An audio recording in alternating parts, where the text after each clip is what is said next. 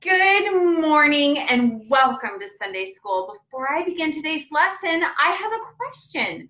If I want to know about God, where do I look? In the Bible. You got it. The Bible tells me I can look at what God made and figure out there is a God. I can figure out he's big and strong, but that's all I can know. If I want to know if he loves me or what sin is or how to get to heaven, I have to look in the Bible. Now, we have gone straight through the Gospel of Mark all these weeks, learning who is this Jesus, this Messiah. And today, the Gospel of Mark will end, but we're actually going to read it out of the Gospel of Matthew, because Matthew is going to fill in some details that are not in Mark. So, we have been learning about Passion Week. So on Sunday, and I need to do a quick review of Passion Week. On Palm Sunday, Jesus had ridden into Jerusalem on a donkey. And what had the crowds shouted? Do you remember? They shouted, Hosanna, and correctly identified Jesus as the Messiah. But then on Monday morning, what had Jesus done? He had gone into the temple and thrown out the money exchangers and the sacrifice exchangers and told them they were making God's house a den of robbers. So on Tuesday, when Jesus came back to the temple, who was angry? Do you remember? Everybody. The Pharisees, the Sadducees, the Herodians, the teachers of the law. All day Tuesday had been one long debate with Jesus because they didn't like it that he was changing their temple customs. So then on Wednesday, Jesus had gone to a feast at the home of Simon the leper. And during the feast, do you remember what happens? A woman sneaks in and takes an expensive bottle of perfume, of oil, and puts it on Jesus's head, and somebody was very upset about it. Do you remember his name? His name was Judas Iscariot. And so Judas had snuck back to the temple on Wednesday night and met with the temple officials and said, "What will you give me if I betray him to you?" And they had said 30 pieces of silver. Now, the temple officials had wanted to get rid of Jesus, but they actually had not wanted to do it during the Passover and the Feast of the Unleavened Bread because they were afraid of a riot. But when Judas comes forward and says, "Hey, I'll help you," they know this is a once-in-a-lifetime chance. If they don't take it, they may never get an opportunity like this again. And so it launches them into hyperdrive to figure out, how are we going to get Jesus arrested through a trial system so that he can be executed and dead before anybody knows about it. So the plot has been launched. Thursday is Passover. So Thursday during the day, Jesus and the disciples had been at the temple sacrificing their Passover lamb. And then that evening, they had been in the upper room celebrating the Passover meal together. During the meal, Judas Iscariot had snuck off and gone back to the temple officials. So when Jesus and the rest of the disciples left that evening to go to Gethsemane to pray, because remember, that's what Orthodox Jews do on Passover night. They stay up all night long praying, keeping watch, because God had kept watch over them as they were leaving Egypt. So Jesus and the disciples go to Gethsemane to pray. Judas brings a mob, the Bible says, armed with clubs and swords from the chief priests to arrest Jesus. So he comes, betrays Jesus with a kiss, and Jesus is arrested. It's probably sometime after midnight on Thursday. So Jesus is immediately then hauled off for a series of trials. First, he'd been tried by the father-in-law of the high priest. Then he'd been tried by the high priest and the Sanhedrin. Then he'd been tried by just the Sanhedrin, who had voted and decided that he was worthy of death for blasphemy by claiming to be Messiah and God. But they couldn't execute Jesus because Israel was occupied by the Romans, and only the Romans could do that. So the minute the sun was up on Friday morning, they had been on Pilate's doorstep ready for a Roman trial. So Pilate had tried Jesus and found he wasn't guilty of breaking any Roman laws or any laws anywhere. But Pilate had decided to pass the whole sorry affair off on King Herod, who was in town for the Passover. And I'm sure this did not make the temple officials very happy. They wanted Jesus dead before anybody knew, and this was wasting their time. So he had been sent off to Herod. King Herod had not reached a decision either and had passed him back to Pilate. And finally, Pilate decides it's more important to keep the temple officials happy by having this man crucified than it is to uphold Roman law. And so Jesus is handed over to be crucified. So at 9 o'clock on Friday morning, they nail Jesus to a cross along with 2 other criminals. Then at noon, things start happening. The Bible says the sky turns black and stays black until 3 o'clock in the afternoon when Jesus dies. And the second Jesus dies, the temple curtain is torn in 2 from top to bottom. Then Joseph of Arimathea had hurried off to Pilate because in the way that Jews think of time, they say their day starts at sunset and goes until the following sunset. That's not how we think of days. We think my day starts in the morning and goes to the following morning, but theirs is opposite. So the Sabbath was going to start Friday night at sundown. And so he knew if he wanted Jesus to be buried, then they needed to get him in a tomb before the sunset, because once the Sabbath started, they wouldn't be able to bury Jesus.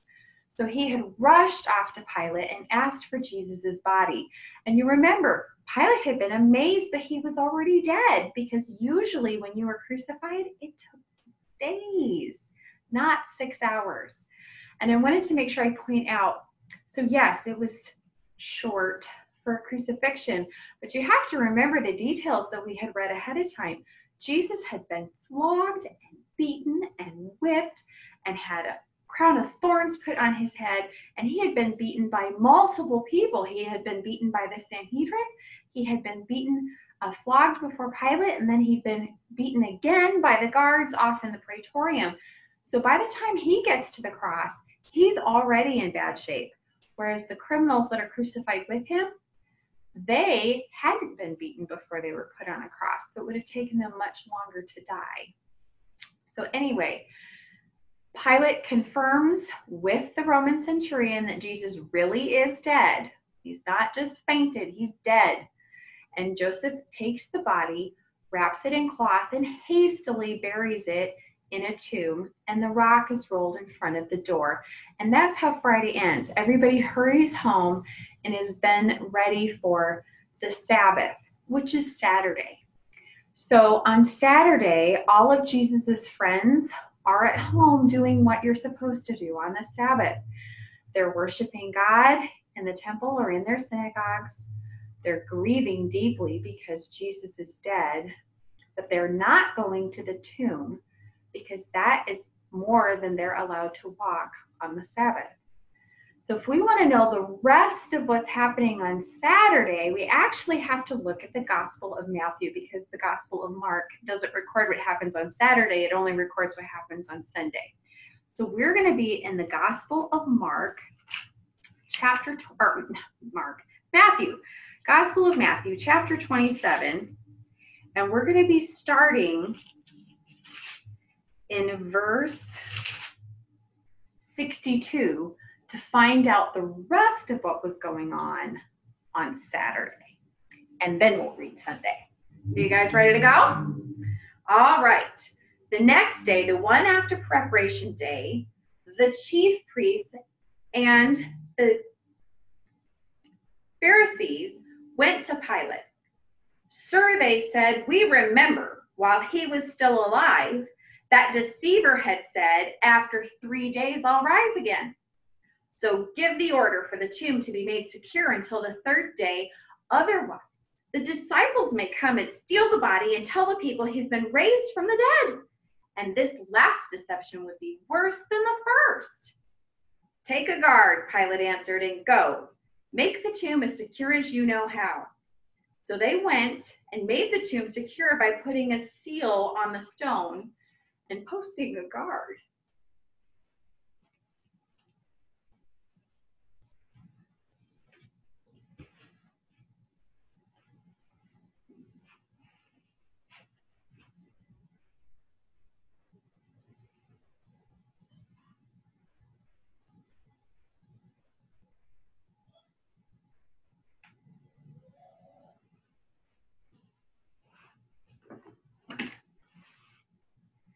After the Sabbath, at dawn, on the first day of the week, which is Sunday, Mary Magdalene and the other Mary went to look at the tomb.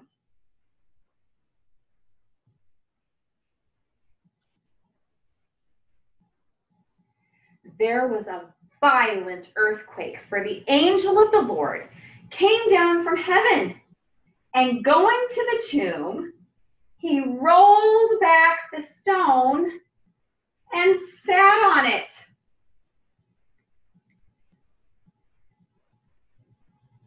His appearance was like lightning, and his clothes were as white as snow. The guards were so afraid they shook and became like dead men.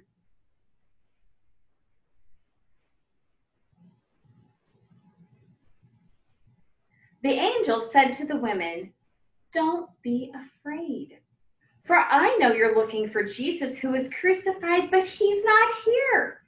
He has risen just as he said. Come, see the place where he lay. Then go quickly and tell his disciples he's risen from the dead and is going ahead of you into Galilee. There you will see him. Now I've told you." So the women hurried away from the tomb, afraid yet filled with joy, and ran to tell the disciples, when suddenly Jesus met them. "Greetings," he said, and they came to him and clasped at his feet and worshiped him. And Jesus said to them, "Don't be afraid. Go, tell my brothers to go to Galilee, and there they will see me." Now, while the women were on their way, some of the guards went into the city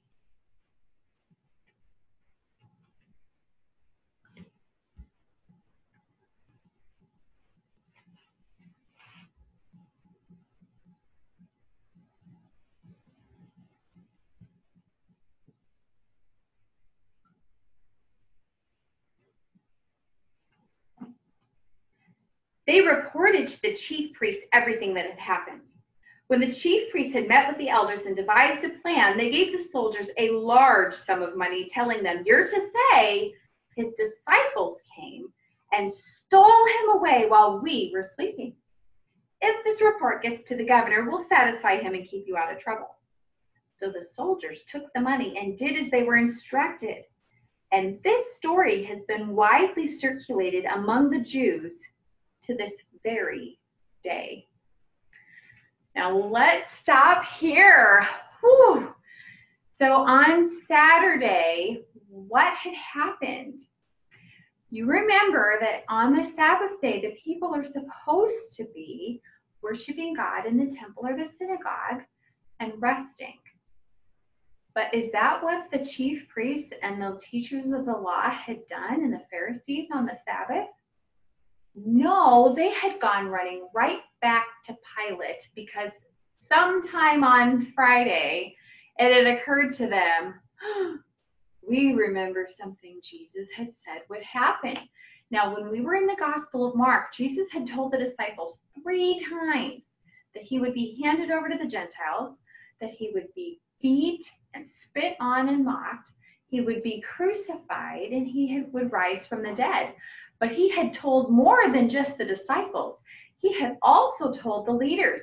Remember, actually at his trial, it had come up. He had said, "If you destroy this temple in 3 days, I will rebuild it."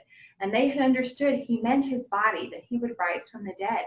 And so they thought, we had better do something, or the disciples will come steal the body, and everyone will believe not just that he's Messiah, but that he rose from the dead. And we want him to stay dead.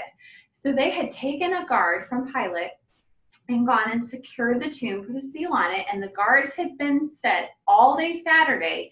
They needed to stand guard at that tomb. Now, there's a little bit of a cultural thing here that I want you to know, because it doesn't say it in the Bible, but in those days, when a Roman soldier was assigned to guard someone, if the person got away, they would kill the Roman soldier. Now, they've taken a group of soldiers to guard this tomb, and the soldiers probably thought, "Phew, this is so easy. Talk about having graveyard duty. All they have to do is watch the tomb of a dead person all day Saturday until whenever the chief priests say they can be done. Easy peasy job. But then what happens first thing on Sunday morning?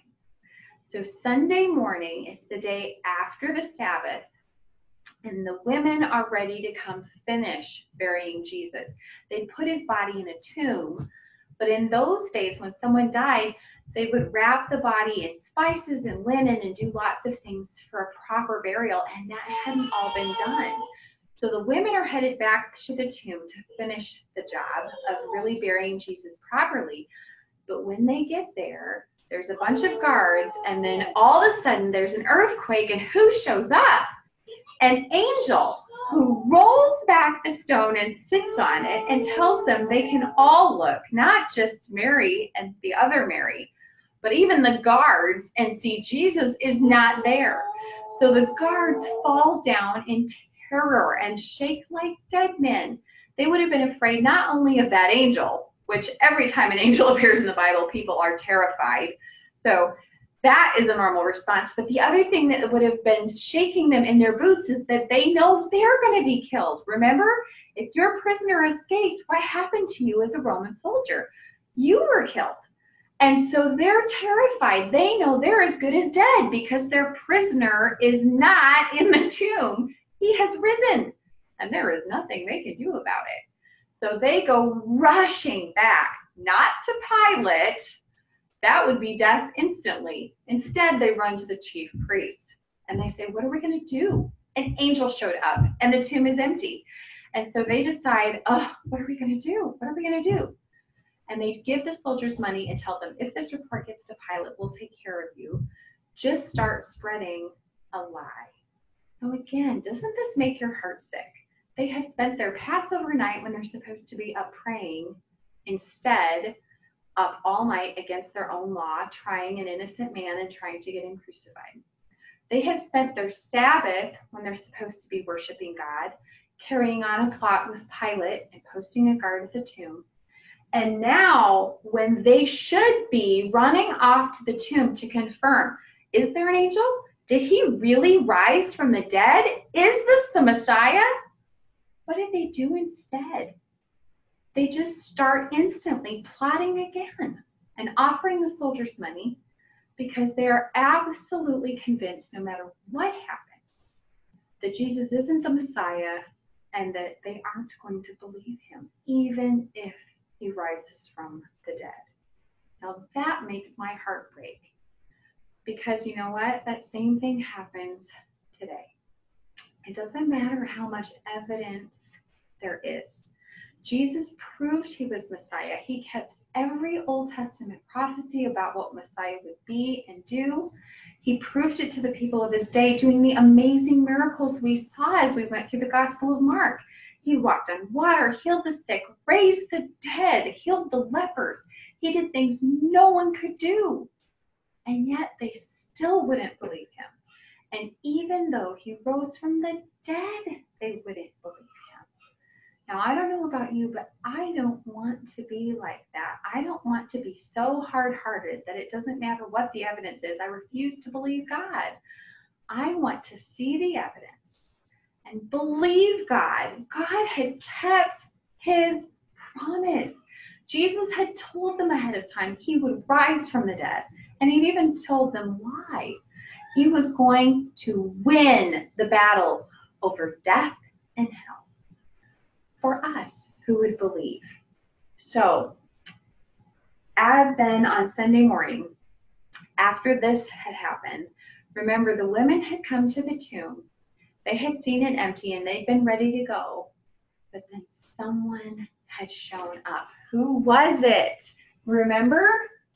It was Jesus himself. They actually got to touch him and feel him. Remember that? It said that they had grabbed his feet and worshiped him. They could really tell he was really alive. And they had gone off to tell the disciples. So this is Jesus's first appearance, but it isn't going to be his last. We're going to spend the next couple of lessons looking through not just Mark, but the other Gospels. So who did see Jesus after he rose from the dead? Where did they see him? What was it like? What could he do? What did he talk about and teach? So that we can see for ourselves he really, really did rise from the dead. So I'm looking forward to answering any questions you have about today's lesson, and I look forward to being with you next time.